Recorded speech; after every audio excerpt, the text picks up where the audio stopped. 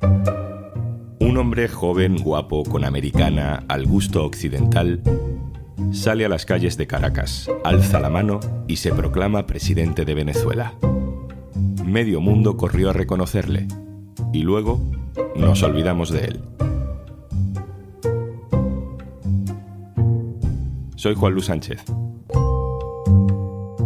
Hoy en Un Tema al Día. ¿Qué fue de Juan Guaidó?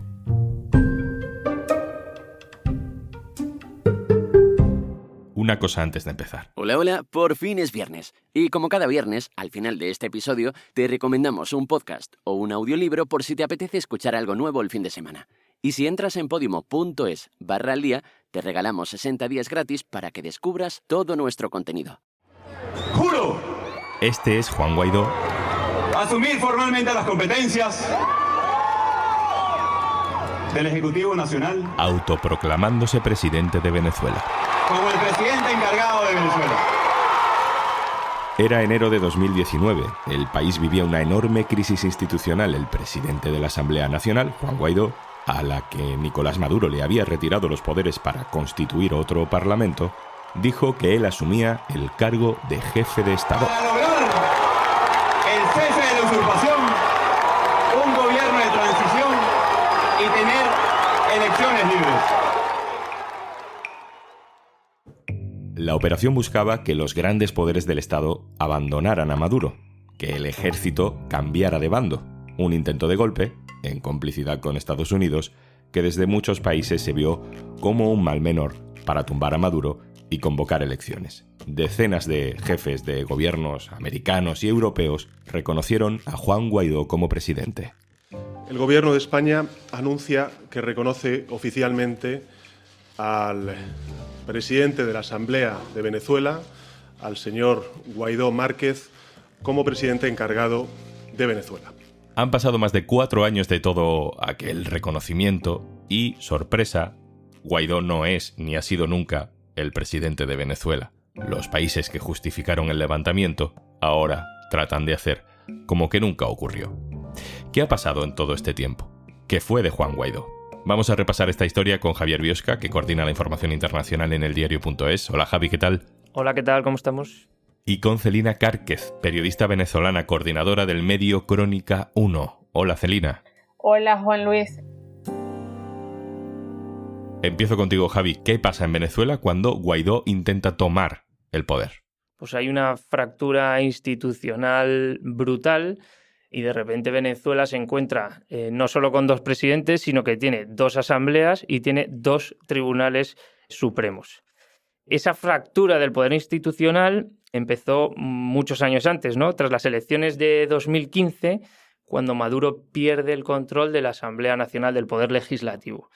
Entonces, 2 años después, el Tribunal Supremo anuncia que asume todas las competencias de esa asamblea opositora del Poder Legislativo y considera básicamente sin funciones el organismo, ¿no? En julio de ese mismo año, de 2017, el gobierno establece una asamblea paralela, que es la Asamblea Nacional Constituyente, que en teoría estaba formada para escribir una nueva constitución. Pero como la otra ya se había quedado sin funciones, asumió competencias que en teoría no le correspondían, ¿no? Entonces ya tenemos 2 asambleas. Paralelamente a todo eso, el mandato de Maduro como presidente acaba en 2019 y la Asamblea Nacional Constituyente, aunque no estaba diseñada para eso, decide convocar elecciones presidenciales anticipadas en 2018 que la Asamblea Nacional, la primera, no reconoce. Y considera, por tanto, que el mandato de Maduro ha terminado y su presidencia es ilegítima. Entonces, Juan Guaidó se basa en un artículo de la Constitución que dice que cuando hay ausencia total de un presidente, es el presidente de la Asamblea Nacional el que dirige el país hasta convocar nuevas elecciones. Entonces, es en ese artículo de la Constitución el que Juan Guaidó se basa para autoproclamarse presidente. Entonces, ya tenemos 2 presidentes también.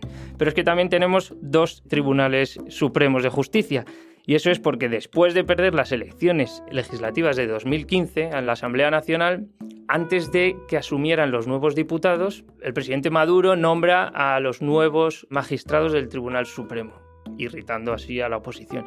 Meses después, la oposición nombra a sus propios jueces del Tribunal Supremo, que estos viajan a Washington y allí juran el cargo como presidentes del Tribunal Supremo en el exilio, que así lo llamaron. Javi, ya hemos dicho que muchos países reconocieron a Guaidó, pero bueno, vamos a recordar cuáles fueron y por qué. Bueno, inmediatamente después de autoproclamarse presidente llegaron las primeras muestras de apoyo a Juan Guaidó, ¿no? Fueron cerca de medio centenar de países que en tan solo 2 semanas ya habían reconocido el gobierno opositor. Desde Estados Unidos, por supuesto, que fue uno de los máximos apoyos de la oposición venezolana. También estaba Canadá, varios países latinoamericanos como el Brasil de Bolsonaro, Colombia, Perú, Ecuador, Chile, Argentina. También había europeos, entre ellos España, Francia, Suecia, Hungría, Alemania, Polonia, Portugal. Otros intentaron mantener una posición más intermedia, evitando tanto reconocer al gobierno de Guaidó como mostrar su apoyo a Maduro, ¿no? Estos fueron pues México, Italia, el Vaticano, India, Japón, y hubo otros europeos que ni siquiera se pronunciaron.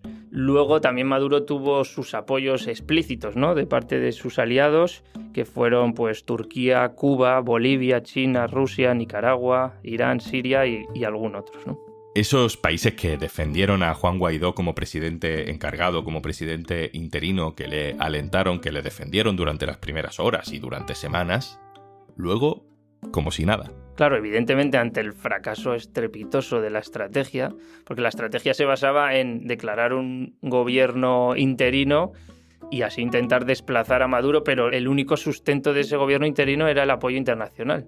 Visto que esa estrategia no funciona, pues claro, estos países tienen que recular, pero tienen que hacerlo disimuladamente, ¿no? Entonces, aunque ya no mencionan a Guaidó como presidente, sí que siguen insistiendo en la necesidad de unas elecciones porque consideran que el gobierno de Maduro, la presidencia de Maduro, pues es ilegítima.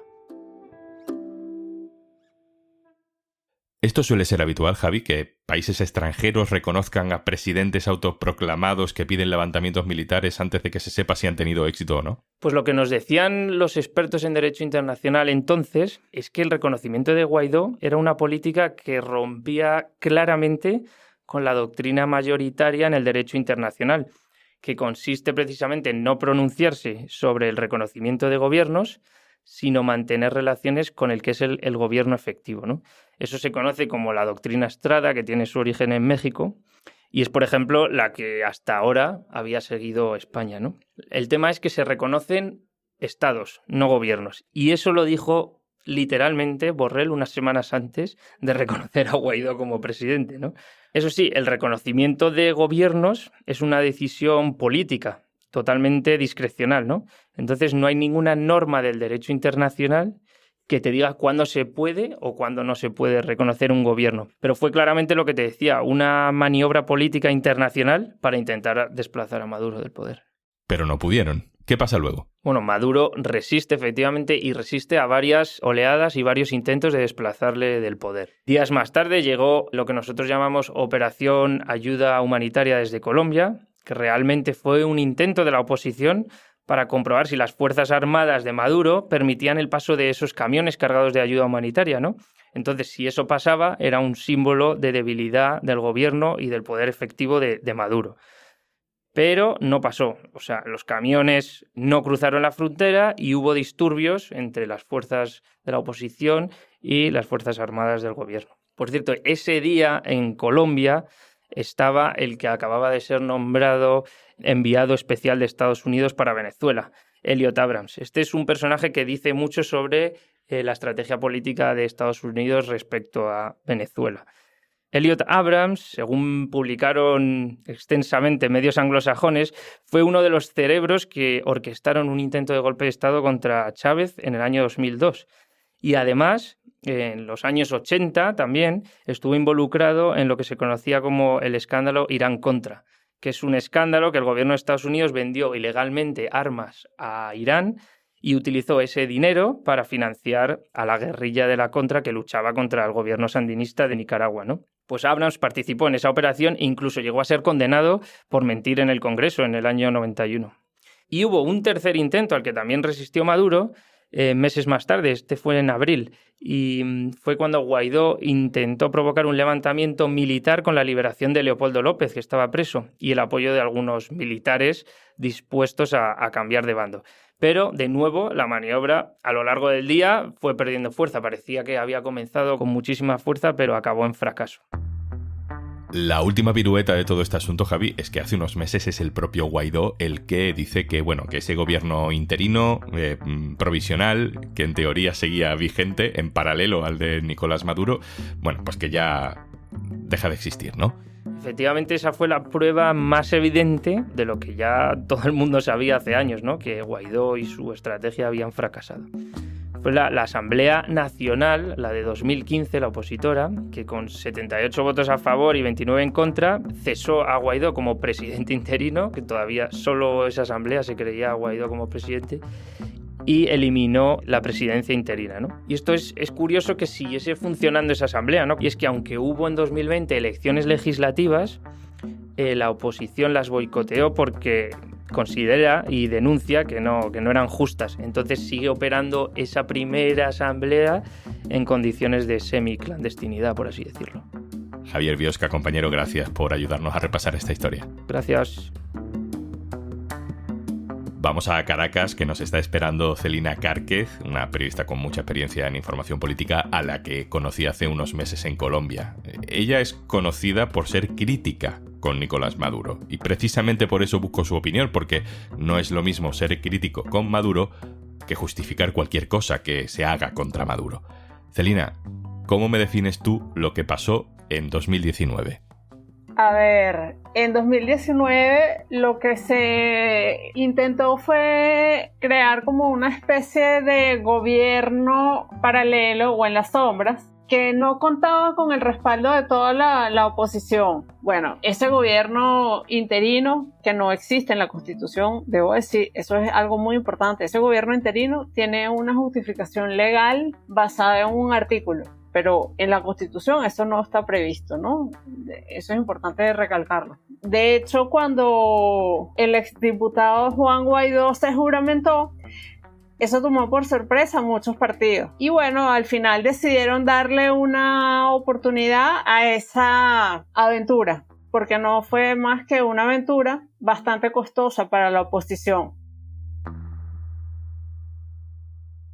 Mi sensación personal, Celina, y sin justificar otras cosas que haya hecho Maduro, es que lo que ocurrió en ese enero de 2019 fue un golpe de Estado.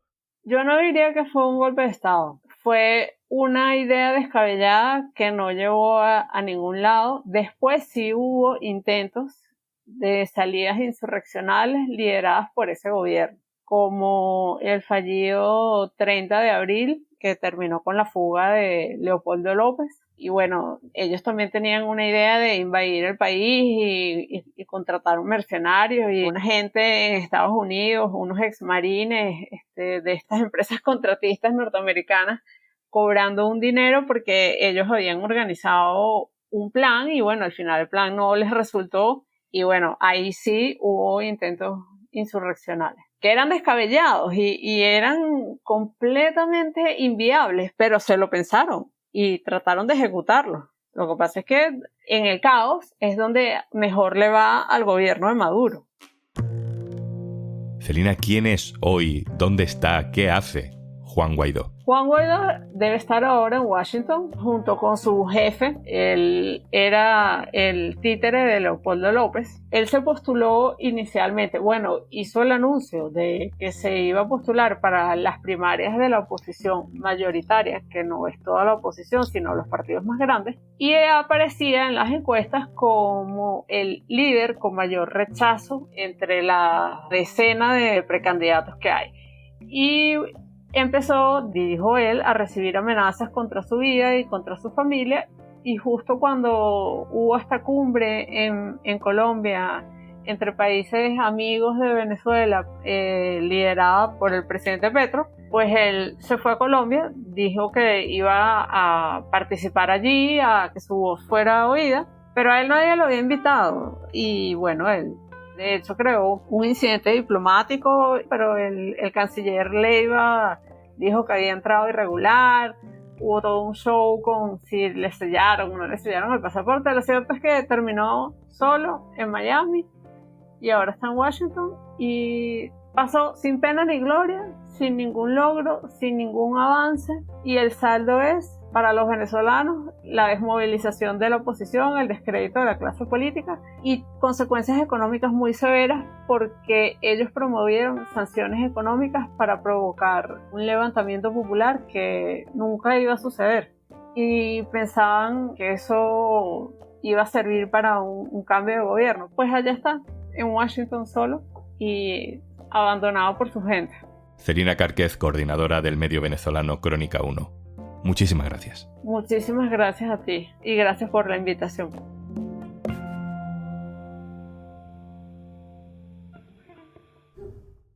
Y antes de marcharnos, como siempre, aprovechando este ratito en un tema al día para recomendarte algo destacado de nuestro contenido en Podimo, esta vez, ahora que se acerca el Día de la Madre este finde, La vida secreta de las madres. Chicas, de verdad, ya no más vivir con información sesgada, ya no más vivir solas pensando que estamos mal de la cabeza. No, las madres somos madres y más cosas y nos pasan cosas. Y nos pasan mazo cosas. Y espero que lo sepas, tienes 60 días gratis de Podimo si te registras en podimo.es/aldía.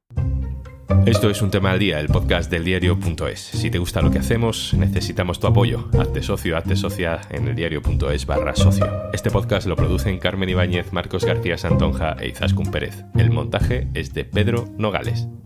Yo soy Juan Luis Sánchez. El lunes, otro tema.